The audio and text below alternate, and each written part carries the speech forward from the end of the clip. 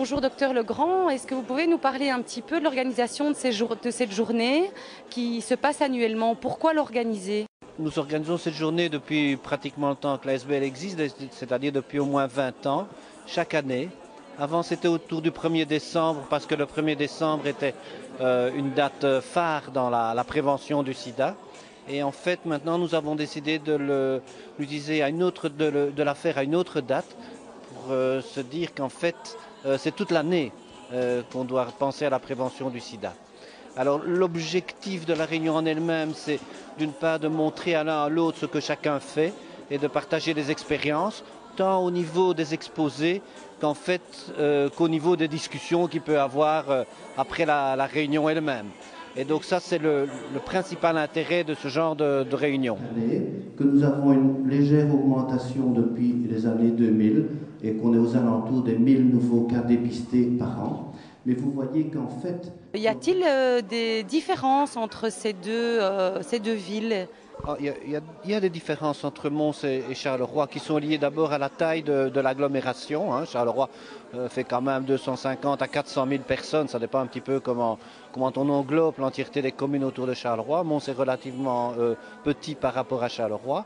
Une grosse différence également, c'est que Mons est une ville surtout estudiantine, avec pas mal de gens qui viennent faire des études à Mons.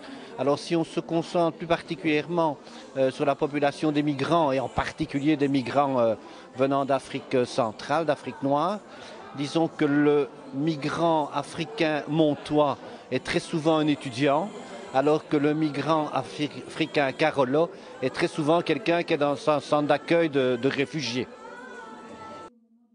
Et donc encore un mot sur l'ASBL SIDA-IST Charleroi-Mons que vous avez fondé, qui manifeste un intérêt réel pour les populations migrantes, avec des actions spécifiques à ces populations. Pourquoi pensez-vous que c'est important d'adapter vos outils à cette population ? Donc je pense qu'il faut s'intéresser à la population migrante et en particulier africaine, mais probablement dans les années à venir, la population migrante venant de l'Europe de l'Est pour deux raisons.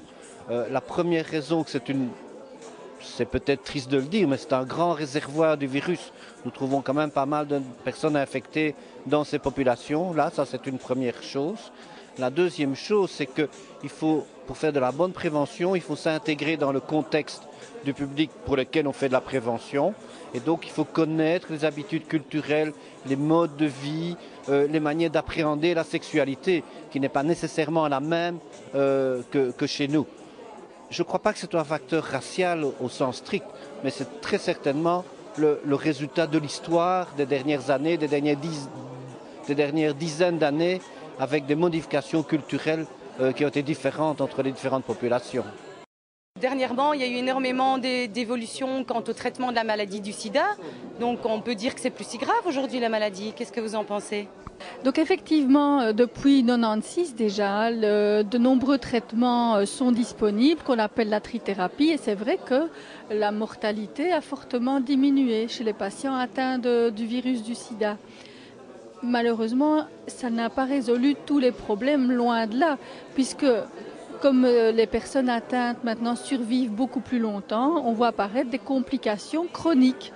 Donc c'est passé d'une maladie aiguë, semi-aiguë, dramatique, à une maladie qui nécessite de la part de la personne qui est infectée une prise de conscience. Elle doit se soigner comme se soigne un diabétique, comme se soigne un hypertendu et établir une relation de confiance avec son médecin qu'elle voit régulièrement pour essayer de dépister tous ces possibles effets secondaires.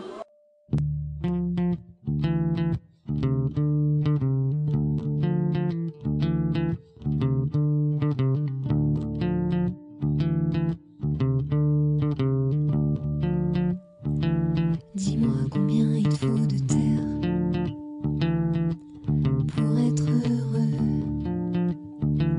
Dis-moi combien il faut de serre